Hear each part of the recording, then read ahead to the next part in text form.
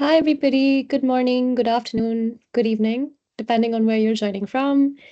Welcome to the session. It's great to have you here. We'll just begin in about 2 minutes, waiting for everybody to join. In the meantime, please feel free to introduce yourself in the chat. Tell us where you're joining from, and anything else you'd like for us to know. Hopefully, the chat is working for everybody. If it's not, please let me know.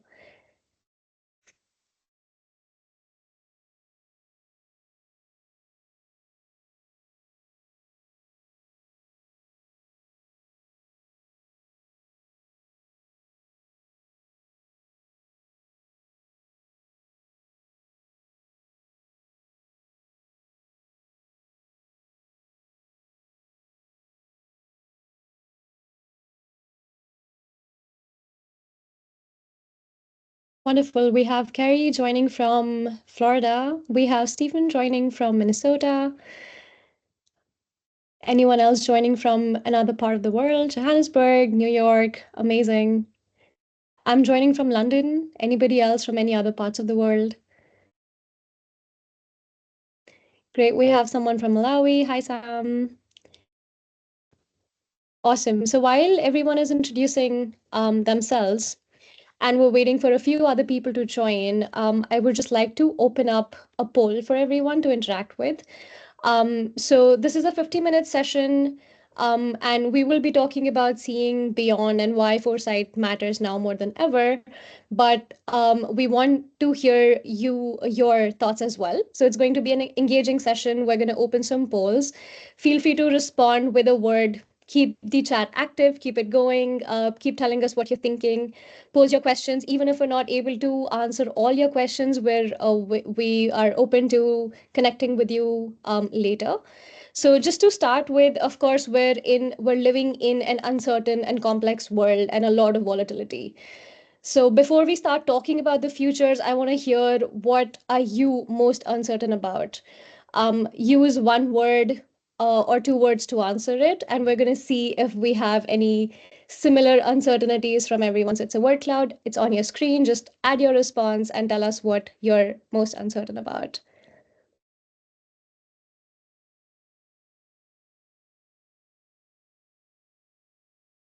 Climate, that's a good one.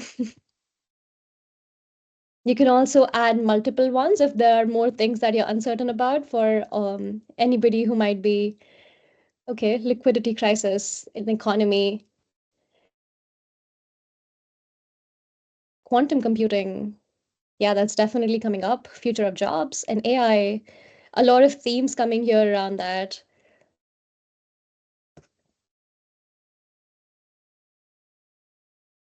While everyone is answering, thinking about their uncertainties, I'd also like to posit a thought starter, which is we are in these uncertain times, and we're always in these uncertain times where we have increasing complexity, disruption, and crisis. And oftentimes, a lot of these uncertainties take our attention in the short term of what's happening immediately. But then, how can we think about these in the long term, and how can we still navigate, futures and foresight while paying attention to the short term? And with that, I'm going to close the poll with AI, peace, and climate in the lead. I'm going to close it for now, and I'm going to move on to starting the session. Welcome to the session again, everybody. Thank you so much for joining. The topic for today is Seeing Beyond, Why Foresight Matters Now More Than Ever. Or, as the speakers like to call it, it's an informal discussion on stories on how Adam and JT learned to stop worrying about the uncertainties and love, and rather even build the future. So, with that, we're going to be discussing a lot about their stories and having an informal discussion about their experiences. And just to sort of set the tone for the session, here's a quote by Akeem Steiner, our UNDP administrator, which goes, "We live in exciting times full of challenges, but also opportunities." So if there is one thing that we'd like for you to take away today, it's the fact that we also have opportunities along with the challenges. And I'd also like to mention that the administrator is leaving this month, and we will definitely be missing him. So it's the right quote to be starting our session with. So just to introduce all the speakers that you'll be seeing today, hi everyone, I'm Tanvi. I am a fellow, a futures fellow with the UNDP. I work specifically with engaging different teams across the UNDP with futures and foresight work and helping them understand the implications of that work within their work and development. And here we have JT Mudge, who's my mentor at UNDP. He's also the strategy and futures, the strategic foresight advisor for the team. And he is the adjunct professor at the University of Houston, where he teaches social change. And JT is excited about just anything and everything. I know he loves games, and his favorite story is the Tony Beacon Vector. I hope we get to hear the story today as well, JT. Thank you for joining the session. And then we have Dr. Adam Kowart, who is the adjunct professor at the University of Houston, where he teaches futures and design. And his research focuses on the stories about the future. So his career trajectory, as I see, has been leading him to the stories about the future, as he did his PhD in transition design from Carnegie Mellon. He holds a BFA and an MFA in creative writing from University of British Columbia, an MBA from Simon Fraser University, and an MSc in Foresight from the University of Houston.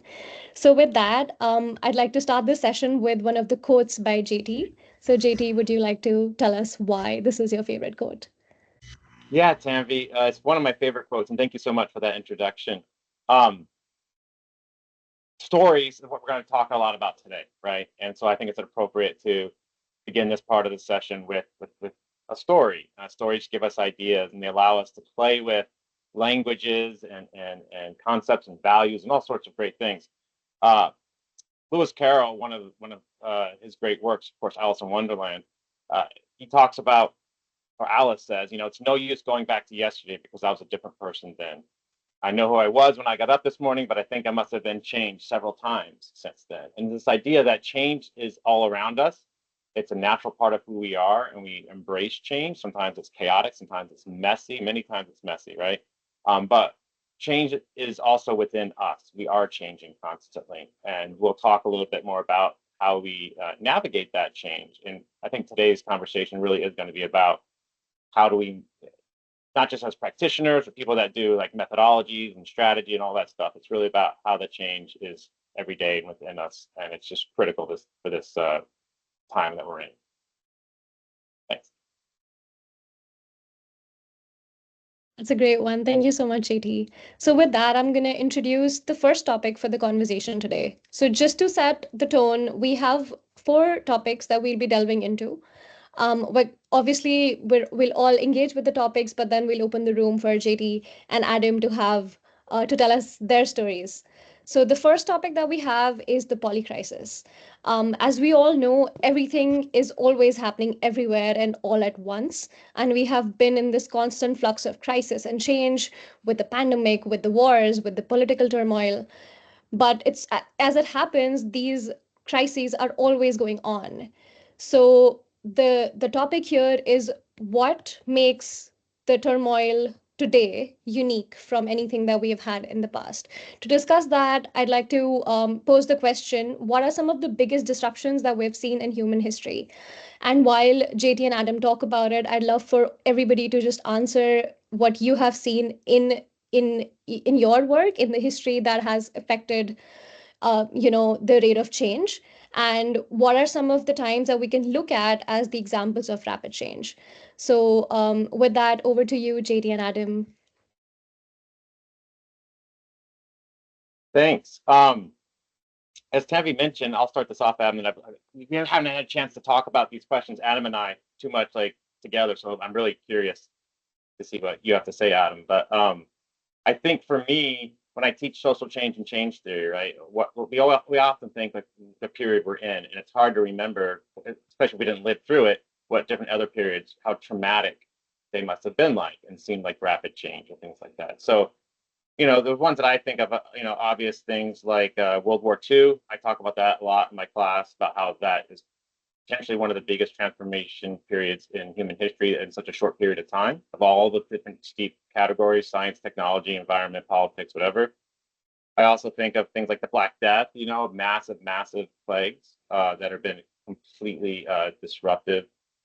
There's falls of cities and empires. But Adam, like, what do you think? Like, what are some of the things that when you think about history and the human history, like that have really just been that sense of trauma and crisis? Yeah, so one thing that comes to mind is um, in the early days of COVID, I was reading a book called A Distant Mirror by the historian Barbara Tuchman that covers sort of the period of the Black Death, so it sort of cuts across the Black Death, but at the same time that it was backgrounded. So that wasn't actually the main focus of the book. She was sort of charting this larger course through a chunk of particularly French and European history, and that sort of emerged. And so I think one piece for me around disruption is where disruption is abstract versus concrete, and also where it's backgrounded and foregrounded, because often a really sort of popular, well-known activity in futures workshops is the Pollack game, where you're being asked to imagine these. But often we distinguish between histories of the future and memories of the future. So where is this larger macro historical future versus, a day in the life type of future? And often there's this disconnect between maybe larger global disruptions and how it impacts or doesn't impact our daily life. And so for me, there's this distinction sometimes between where we're constantly seeing this polycrisis, these larger disruptions playing out on a regular basis, right? A regular beating of the drum and cadence. It seems like all over the place, but then there's suddenly those disruptions that really sort of directly impact us, whoever we are and wherever we're at in place and time. So I think there's this real kind of unpacking that often needs to happen, particularly when you're thinking about the future and disruptions that, anticipating possible disruptions and the impact and the implications it'll have, and where that immediately impacts certain stakeholders, and where it really is, for better and for worse, a more of an abstract kind of backdrop that they have to kind of live with. It's going to impact them, to your point, emotionally, mentally. It'll have these impacts, but it might not have maybe the same material impact that it would have, for another group of people in Yeah. another place. I think that's really interesting, that point you bring up, and made me think when we think about history and we study history, it's almost all facts, right? That's starting to change a little bit as we have more media that helps us get into history, like TV and film and audio. But when we study these facts, we were removed very much from the emotional aspect. Sometimes we'll get like a diary, right, or something that has a big emotional impact. But when we're studying history, we lose that. So if we're studying like the Black Death, we don't really get that emotional feel. But when we're in a poly crisis, like or in any sort of crisis in the present day, when we're experiencing it, of course, it's all about the feeling. It's less about the facts. And maybe that's part of the disconnect, that when we study crisis in the past, we've taken out that human aspect of it. And then we're in the crisis in the present, we often don't have all the facts, like what's happening with COVID, right? So while when the current one becomes history, right, Mhm. then we'll have that a different perspective on it again. So maybe it's more of the context of, is it intellectual, or is it from the heart, the crisis being experienced? Yeah, and I think that also goes back to taking again the historical perspective. So the historiographer Hayden White developed the concept of implotment, and he sort of differentiated between literal history and figurative.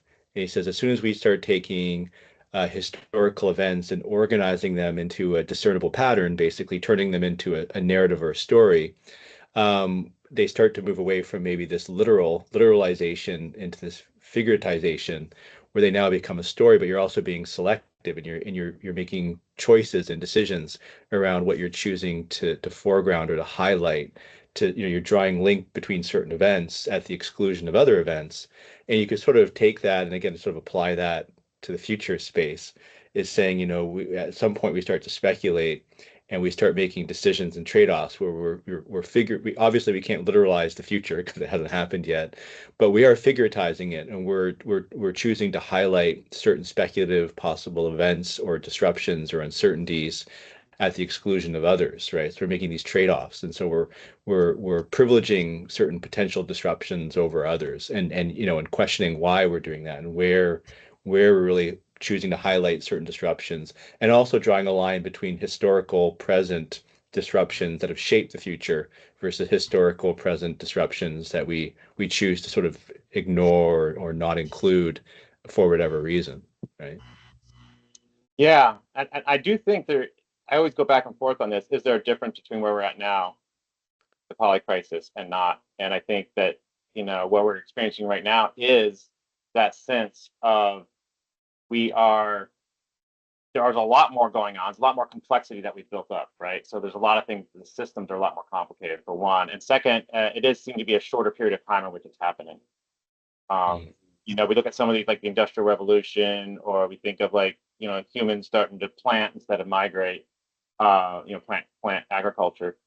That took a long time, right? It completely changed history, but the time span was very different. Mm-hmm. Absolutely. And we have so many interesting conversations going on in the chat as well.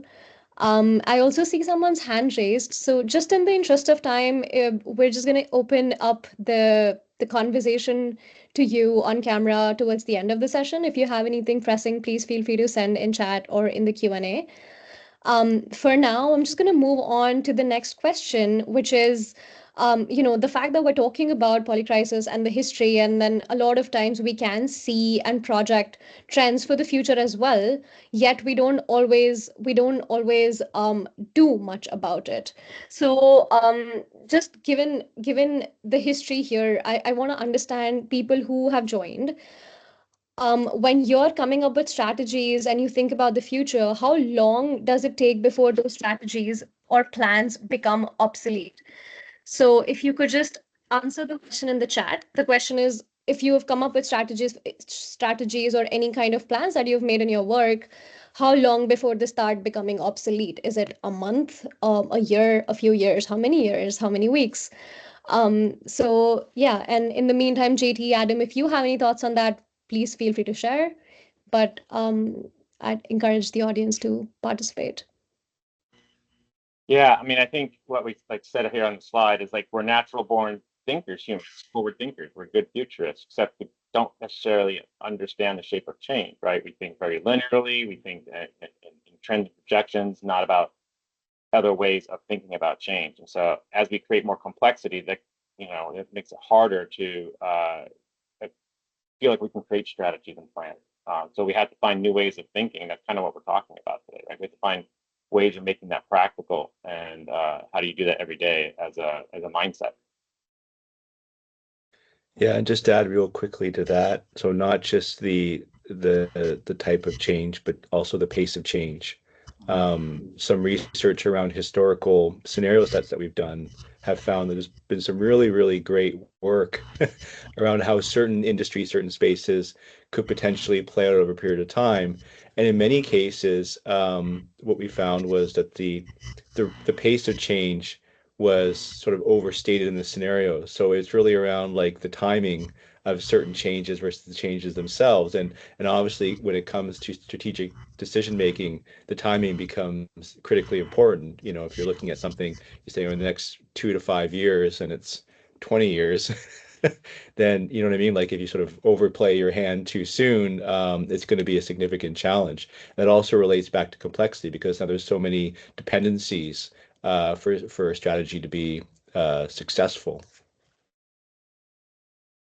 Absolutely. And that's exactly the response we've been getting in chat as well, that it depends on the topic, it depends on the client, it also depends on the circumstances around us. And I think in that scenario, something that is so important is the stories that we tell ourselves, right? So, which is the perfect bridge for our next topic, which is the power of stories. And we cannot create what we cannot imagine, and we cannot necessarily respond to change until we have taken the time to think about it. And even if we do respond to external change in the given time, we don't have agency over it if we haven't, again, spent the time to imagine and create the futures that we want. So there are a few quotes that set the tone for this topic really well. And the first one is that the future exists first in imagination, then in will, and then in reality, by Barbara Marx Hubbard. And Rohit Bhargava said that the only future we can make is the one we can imagine. And Sohail Inatulya said that if we cannot imagine different futures, we are trapped in the present. So, given the importance of stories, we have a few interactive questions for you where we want to understand how you perceive stories as fake or real, especially when it comes to news, right? We're seeing um, a lot of flux in misinformation and disinformation, and there is a lot of conversation going on around how do we differentiate between what's real and what's not. And a lot of that refers to the signals of change as well, that we see in our daily media, on our social media, and even the traditional media channels. I'm just going to open up the polls. You will see three topics, or three possible futures, and I'd like for you to think about which one you think is fiction, or which one is a fake future, or is just a story and not necessarily the reality. So you'll see the poll on your screen. Feel free to interact with it.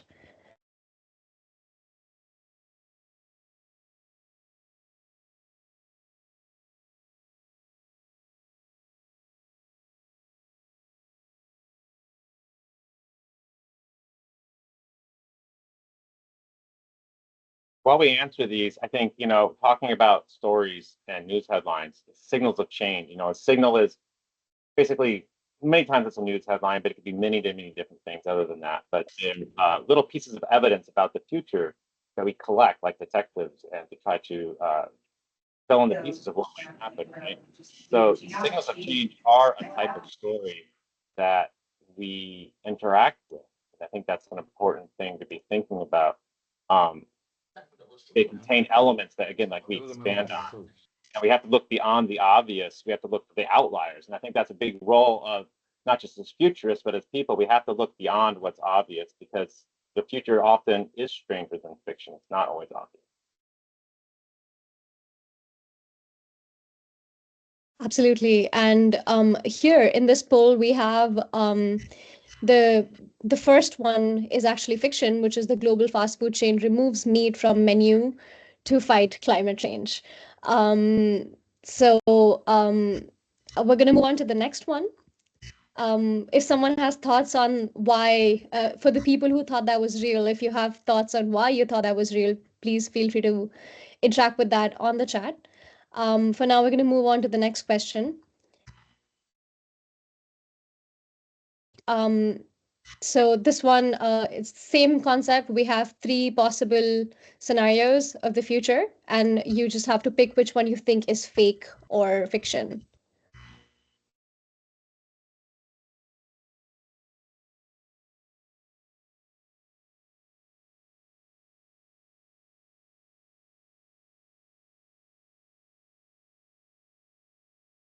And I'm curious, while people are answering these, I find that the fake or fiction is a lot harder for people now, or it's a lot harder for me as a futurist, I'll say, because there's so much weird stuff happening, I guess, right? So it's hard to come up with one that's fake, I guess, because everything just feels like it's just bonkers. Yeah, and I think another element to the thought starter here as well, around how do we go beyond simple fiction and plot and create stories that are surprising yet plausible, is adding another dimension to it. So surprising yet plausible, but also preferred. And I think that also becomes a real challenging space, that I see a lot of, because often when we're thinking about the preferred, we might be able to articulate this sort of, the sort of co-created aspirational future of in some shape or form, but the pathway to that. So telling the story, not so much of that image of the future, but the story of how do we get to that, becomes incredibly challenging, because it's often sort of one note, crafted as one note, and without nuance. Like there's no twists and turns, kind of, there's no plot to the story. It's we do this and then we achieve this, and then people come around to thinking about this. It's sort of that, I call it the and story. And that can often sort of lose interest for people, and it loses the sort of element of plausibility, right? Like it's just the and there's no but, there's no twists and turns, there's no like real sort of meaty plot to getting to this preferred sort of future, right? This element of storytelling and how do we create compelling narratives of preferred futures that are plausible, because without that compelling, without that tension, the tension that you need for any good plot, you lose that plausibility element to it as well. Absolutely. And it's so interesting that for this question, people have actually chosen the elephants can't pursue release because they're not people one as like the most likely to be fake. But the fake one over here is that Finnish cities ban smartphones in public buildings. And ideally, if you think about it, like that does sound like a more preferable thing, yet it's not. With yeah, just interesting that that was the one with the least number of resources. I'm just going to open one last question before we move on to opening the discussion for JT and Adam. And here we have four options, and of course, you can choose multiple on which future do you think is fiction or fake. And if you can't answer, I see some people may be having problem with the polls, depending upon what platform they're using. Then just please go ahead and type it in the chat.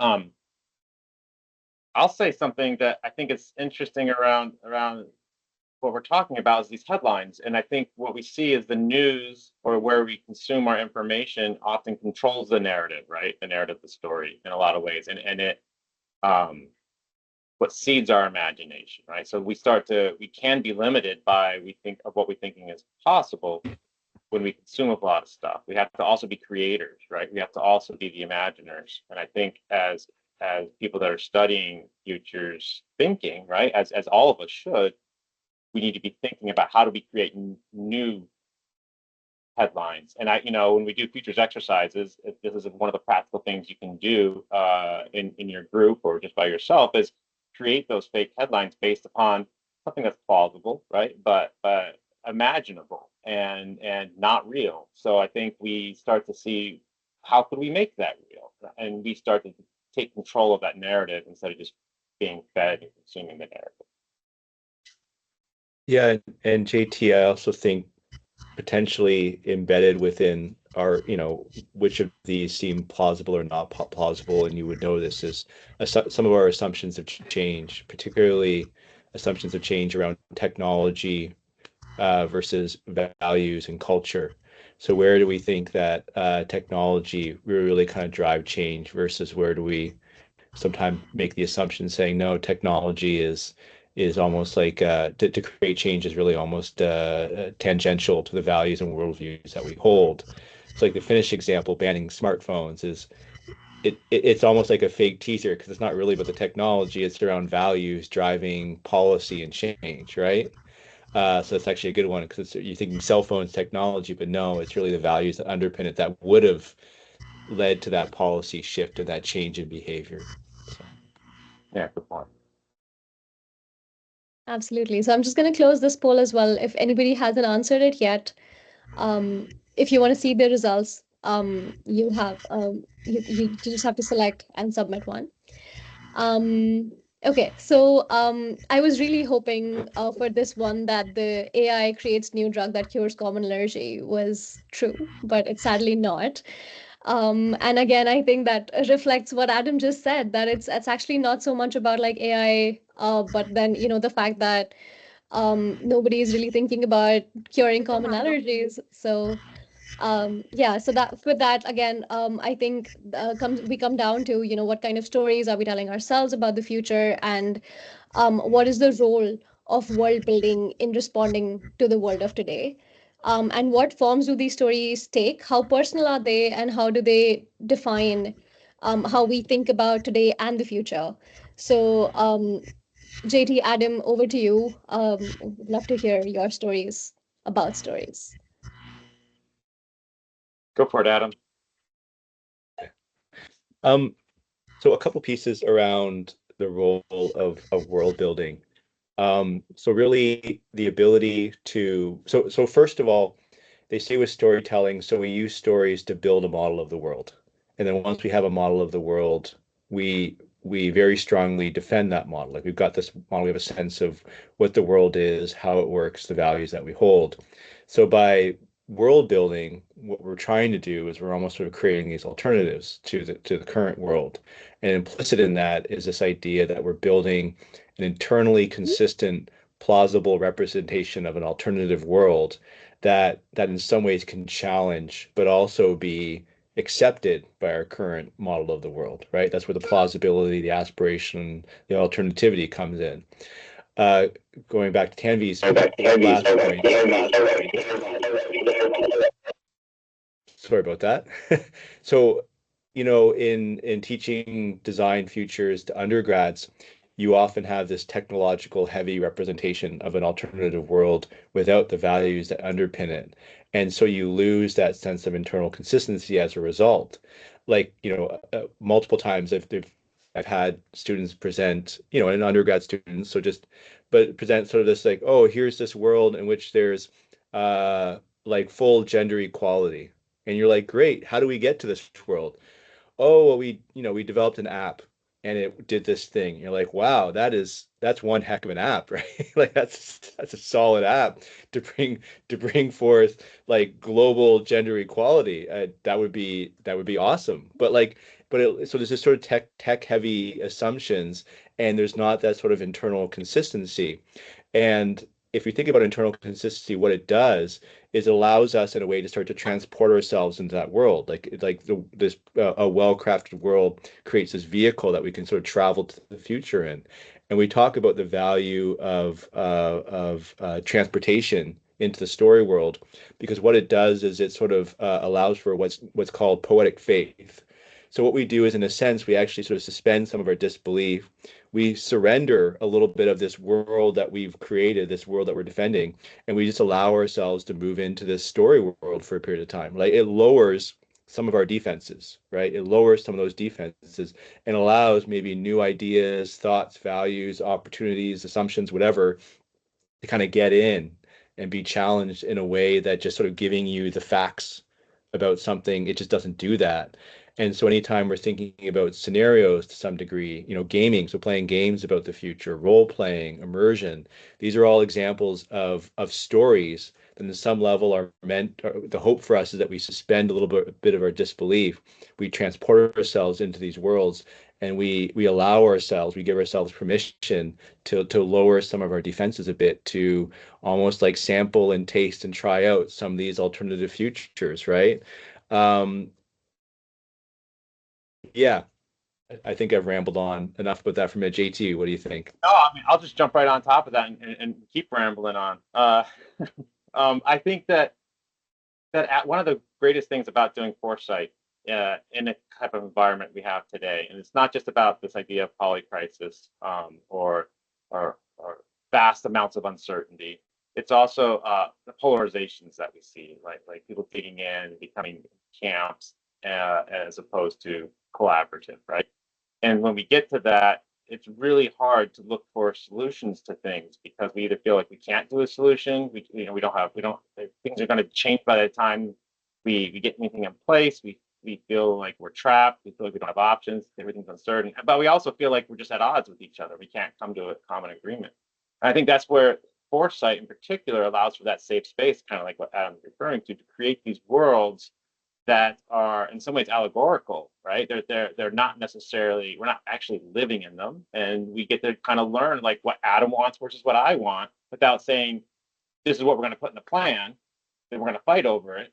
We can say I kind of like a world that looks like this, or I'm worried about a world that looks like that, and we start to be able to have these ideas and like, well, what if we did this? And it becomes a safer space to explore things, even if with people that don't normally work well together. Um, I think that's really vital right now, and it's the story creation process. I think, right? It's not so much the end story that we consume, but it's more about that journey we take together in creating that story and learning these new possibilities of what's possible. I think that's the beautiful part of storytelling, and we saw that like in storytelling, like with Star Trek and other types of fiction. The original series approached these issues of social issues of the day and where they thought they could go to, right? So the shows weren't about technology in those episodes. They were about social issues, values, and how do we change that as a culture. And it allowed people that wouldn't normally be able to have those discussions to explore them in a safe space of hundreds of years in the future on a spaceship. So I think that it's crucial to have these stories and be creators, listeners, participants, because that's how we actually change the future. Yeah, and I think looking for ways to keep stories sort of squishy. So recognizing that I have a certain truth, you have a certain truth, Tanvi has a certain truth. And so when we think about representations of the future and trying not to just fully collapse that down through our processes and just have sort of one, right, one, firm representation, but having something that has a certain, still has a quality to it where it's not overly, I say, hardened, right? It's like having a piece of bread that's been sitting out for a week or a couple weeks and it's as hard as a rock. Like you can't really do anything with it. So keeping these stories that have a certain squishiness or softness to them, a certain malleability, so that we're able to engage with sort of a wider audience and we're not focusing it in too much and hardening it to the point where it's only appealing to a very sort of limited audience, right? Yeah, and I think just real quick to add on to that is that's one of the issues with scenarios and foresight in futures, right? Is that some people feel that like which scenario is going to happen, right? Which one's going to be true, and did you predict it right? And you're absolutely right. The squishiness is part of it. It needs to be part of it. That's the part of the value of what we do in futures thinking. Is we're not saying this is going to happen. We're saying here's some possibilities, and how would you respond to that?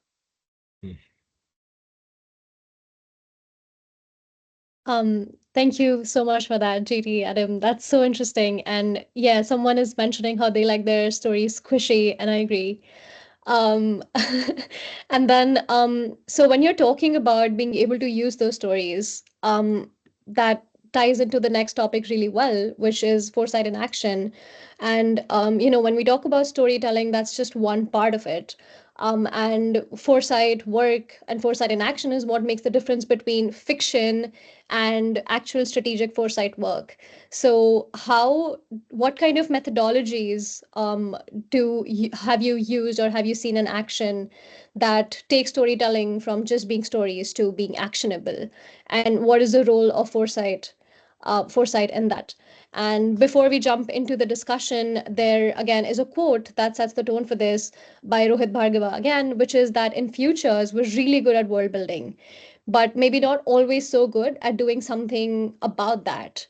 And in design, they've made things that have sometimes negatively influenced the world, and we have so many books about that, such as Ruined by Design, etc. And then Rohit Bhargava says that so if we bring these two together, building and the ability to materialize, we might be able to create real meaningful change. So keeping that in mind, um, I just want to posit the question to the audience of just what kind of assumptions or predictions have you thought of for the future? And I'm just going to open the poll again. Um,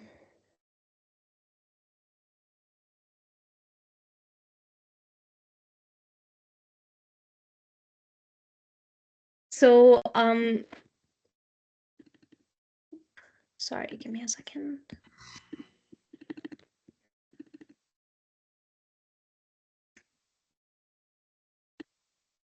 Well, while you're getting that set, Tanvi, and if we can just answer in the chat too. Oh, here we go. Great. Oh, sorry, I just got that up. Yeah, I just want to mention if you have any assumptions or predictions about the future, feel free to interact with the poll, add in a word or two similar to the first one, and then over to you, JD. Please continue.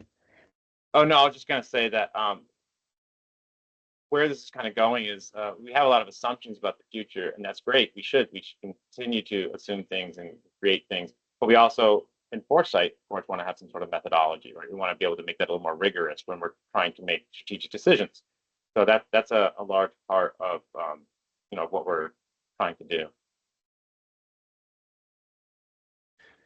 One little piece I'll add here around assumptions and challenges is also the way in which we had challenged assumptions. So, for example, for a number of years, I would run these, again, assumptions of change activities, and with particularly audiences, older, male, kind of in a corporate space, Western world, they tend to look at their assumptions of change around progress. They're saying, okay, well, things are going to continue to inherently get better over a period of time.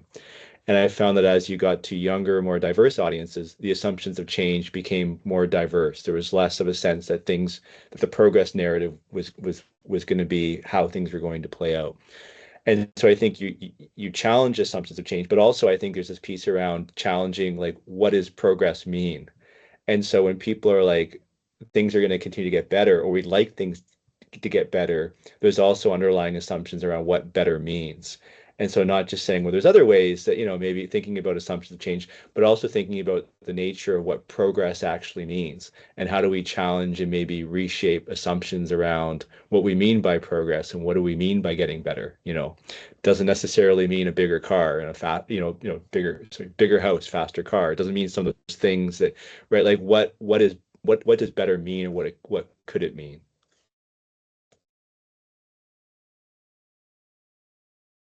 Amazing. I just love how we're talking about the better futures, and a lot of the responses that we're getting are quite positive. Future is bright, future is female, it's queer, it's singular, it's systemic, it's also fragile, but then it's looking to be quite positive. I'm just gonna close this poll, and I would love to hear um, your thoughts, JT and Adam, of some tools and examples where you have converted stories into being influential in creating change, and not necessarily just about creating solutions, but the opportunity, like having the opportunity to create the safe space to be able to imagine, to create the stories that are based on research and sense making that uncover possibilities and evaluate the multiple responses that you have collected in the process. If anybody has thoughts in the chat, please also feel free to interact. But over to you, Adam and JT. There's a lot of great tools. I think any tools that use just get your mind thinking, like thinking different, right? Thinking open-mindedly. I think that's one of the main things. And I've always, the best example is not necessarily a concrete one, but when you get someone to say, as you're working through this, like, I never thought of that before, right? Or that's different. Then I think you feel like you're getting your job done. That's a metric that I use, right? Is that people are thinking differently, because we don't want them thinking. We don't want them solutioning necessarily. We do want them finding practical ways of applying it. So that's really what we need to do, is first imagine and then bring that back with some tools. And you look at the whole Foresight framework as a whole set of tools, but coming up with those strategic options, that's part of the framework. Yeah, and I'll give maybe two fairly specific examples of two projects, if that's okay. So the first project I'll mention, so a few years ago, working with, in this case, it was a NASDAQ Entrepreneurial Center.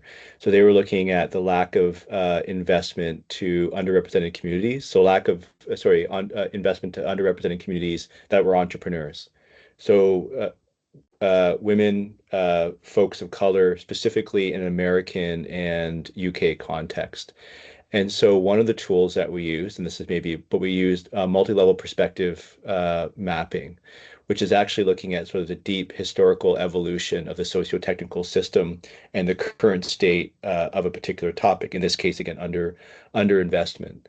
And one of the more interesting pieces that emerged through that process. So it comes from MLP, multi-level perspective, for anyone wanting to look it up that's not familiar with it. But one really interesting piece that emerged, a pattern that emerged, was that the lack of entrepreneurial funding to women in particular was actually greatly underrepresented. So it was far less than for male entrepreneurs.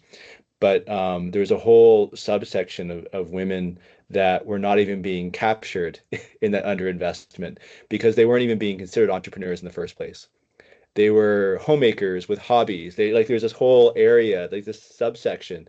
And so taking that historical piece and presenting that to the groups of stakeholders, angel investors, different groups that were involved in this co-creation of the future really helped to shape their thinking because the underinvestment was actually greatly understated. And by being able to show them this evolution of the challenge over a longer trajectory period of time, going back a couple hundred years even, really helped frame up the thinking around the challenge that was in front of this group and what they were going to do about that, right? So it really helped catalyze change in some key stakeholder groups.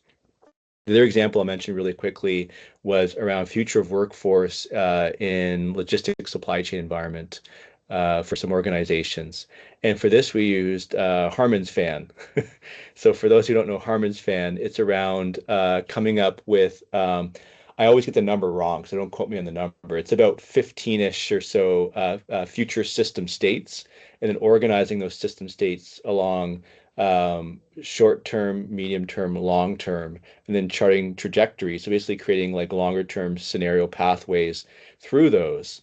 Yeah, Jillian's a big Harman's fan.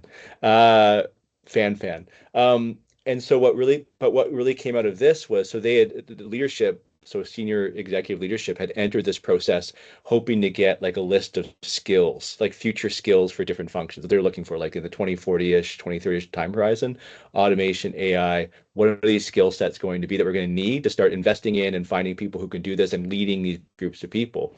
But what emerged through the process was just the degree of uncertainty and change that could be coming to what at the time was a fairly stable, right, kind of industry. And so what emerged out of this was them really kind of thinking, shifting away from thinking about skills and thinking more about leadership competencies.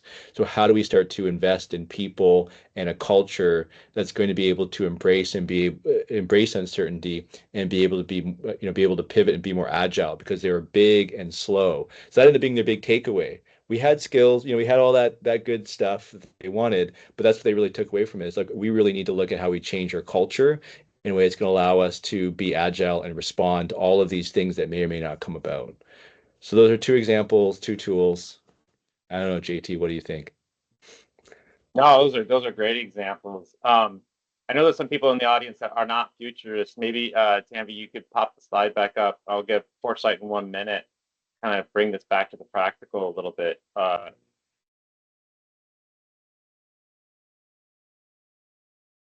There we go. So there's some things that animate, I think, on this. So as we go, but 1 minute Foresight, right? So what is Foresight? It's the study of change, quite simply, right? It's not about predicting. We anticipate to make better decisions and to have a more broader shape of things. So a lot of Foresight is broadening, right? And part of that is why, just as it is, so peripheral stuff happening now, as well as far in the future. It's plural. There's more than one. We don't try to be definitive in that sense. And it's about complex systems, right? It's what it is. And I'm going to have to add squishy onto this as well. The future is squishy. And I see Emily, one of my favorite futurists here for various reasons. And I would hope that the future is not moist either. So go ahead and if you can progress that, Tammy. So, we use a framework. This is the one that we are integrating at UNDP right now, right? And the first part is about understanding the future and sort of creating those visions of the future. So this is where the rigor of analysis comes in. You have your understanding your scope, looking for signals of change, and then creating those ideas of change, those narratives, those stories. But go ahead and hit next and there we go. This is where we build worlds of plausible futures, right? But it's super important that we find ways of taking that out. Now, you don't have to do the full 6 steps and be like super rigorous on everything, but if you go ahead and click again, and we want to design that future. And that quote we had earlier, right? It's about the futuring, right? That aspect of building worlds, and it's about designing and putting those two together so we can really make impactful change. And you can do that not necessarily in this huge programs. You can do it in day-to-day decisions. That's really what we kind of want to take away, right? How do we think about that today? And how do we then make some sort of change? And if you go to the next slide, there we go. And so at UNDP, one of the ways we're doing that, right? This is UN 2.0. This is what this conference is. And so one of the ways we're doing that is with the University of Houston, with Adam there as one of the trainers, and at UNDP as myself as part of the strategy and futures team, and I see some of my colleagues on here as well. we really have worked to create a Foresight training program that teaches these, not only the whole methodology in a certificate course that we just showed, but we're also doing additional learnings, right? We want people to continue to learn the art of story making. We want to, when to do that, like how do we find different types of signals? So we're really working on educating not only the vast organization that is UNDP, but also the people that we interact with, our stakeholders, the people that we serve, the country offices. We're working on various different programs to help both learn the techniques of foresight, that rigorous part, and to become a daily foresight practitioner in the sense that, not from an academic sense, but really just from the sense of how do we change our minds to think non-linearly, to think possibilities, to continue to ask what if, and to create safe spaces to create these futures.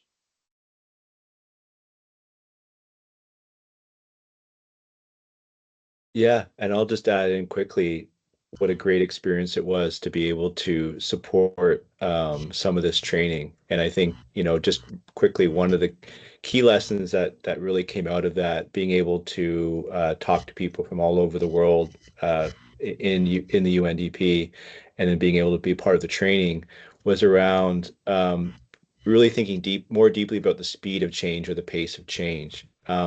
One example that someone brought forth was basically the country that they represent. The government had just sort of been forced out, and there is this sort of this vacuum, and there's this huge sort of question mark and uncertainty. And so usually in foresight we say, time horizon nothing less than 5 years, usually 10 or 20 years out. And so the question put before me was, we've got this massive uncertainty right now, and we're being asked to support, like, what does this look like? Can you do a foresight project for 6 months from now? And the immediate answer should probably be, whoa, no, no, no. We say nothing less than 5 years. Like that's sort of like the rule, right? But it was like there's just so much uncertainty, and change was happening so quickly in this particular context. It's like, well, maybe. Like there's just so much uncertainty. There's this huge vacuum. So thinking about how you flex foresight temporally, how do you flex it for the needs in front of you? But then also, if you're going to do that, also being very honest about what's changing and what's not changing, right? You don't want to be the person that cries wolf. It says, oh, everything's changing, right? Well, a lot of things aren't changing. We're still going to bed. We're still waking, like, right? There's all of these things that aren't really changing. So being honest about that, but being able to also be able to flex and say there's this, when a massive vacuum of uncertainty just opens up in front of you, how do you then use foresight in kind of a more agile, even ad hoc way to be able to maybe begin to unpack some of that uncertainty and chart a pathway forward. So I found that was just a fascinating experience that really, to be honest, kind of challenged me, because before I was like, nothing less than 5 years, 10 years. And I was like, well, wait a second, here's some very practical examples of where a shorter time horizon may honestly be applied and be helpful for the client and the participants. Yeah.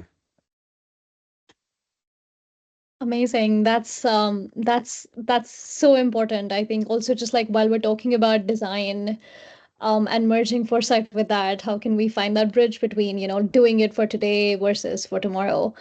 And I'm just going to give like a really quick shout to anybody who's joining from UNDP and has not engaged with Foresight before. We do have the Foresight training coming up. So feel free to contact one of us later and we can tell you how to engage with the training. But for now, just moving on to the last question or the last topic for the day, which is now we've talked about stories, we've talked about the tools for change, but then how can we as individuals be the agents of change, and how can we bring that imagination forward, and how can we be informed on the day-to-day basis and be more thoughtful about the future?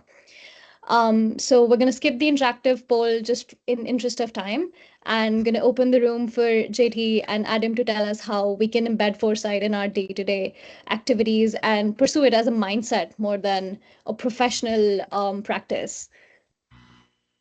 Yeah, I think we'll do like 20 seconds each, because I know I'll be mindful of everybody's time and the UN2O venue, and let people get to the next one. But I do want to say that it's important that foresight is a conversation. It's not something you sit in your basement and do, right? It's important that you learn from others and include others. And foresight, like I said, is about broadening your horizon, right? metaphorically and physically and literally. So I think that's really what it is you have to remember to have these conversations, have these what ifs. Don't feel like there's a wrong what if question. We need to feel safe and being wrong, because it's not really about being wrong. It's about discovery in the process. And if you don't think about it in terms of right and wrong, but like going on journeys, then you want to include, lots of different people in that. So that was my thing, is every day, always question, ask what if, and include other people in the conversation. I would echo a similar comment. So how do you just make space for other people's futures and be mindful and courteous of that? I have a 6-year-old son, and he makes lots of little Lego sculptures that he leaves all over the floor everywhere. But he has a whole world he's created with those little Legos. And so when I get up in the morning, I get my coffee, I'm mindful of all these little Lego sculptures, and I walk around them. Right? I sort of make space for them to exist and to stay where they are, and I don't discount the value of them. So just being courteous, um, being nurturing whenever possible of just all the other futures that are out there, and not trying to privilege your own and your own assumptions. Beautiful. And I see someone said a few things are more painful than stepping on Legos. Yeah, being surprised by the future maybe is the second one, right? maybe that's the equivalent of stepping on a Lego. I know we're at the end. I would like to just say, on behalf of everyone here from the UN and UNDP, working in tough situations, hopefully Foresight can, help with that. And please reach out to any one of us here, Adam, myself, or Tanvi, or people in your own organization. And I want to thank Tanvi so much for jumping into moderating, and my friend and colleague Adam for just delivering such wonderful words of wisdom. And I really look forward to, it's always a privilege to, I recognize it's a privilege to work at the UN and to serve. And I'm hopeful that some of you come away inspired, get some ideas, and continue your journey on making the world a better place as agents of change makers. Thank you so much, JT. Thank you so much, Adam. Loved the conversation. Wish we had more time. And we did have a few questions in the audience that we couldn't take, but we will follow back up on that and hopefully be able to reach back out to you with the questions. Thank you so much, everyone, for joining. We still have, I think, a couple more events left for UN 2.0. So if you'd like to jump onto that, feel free. Thank you again for joining. Feel free to get in touch with us and have a nice day.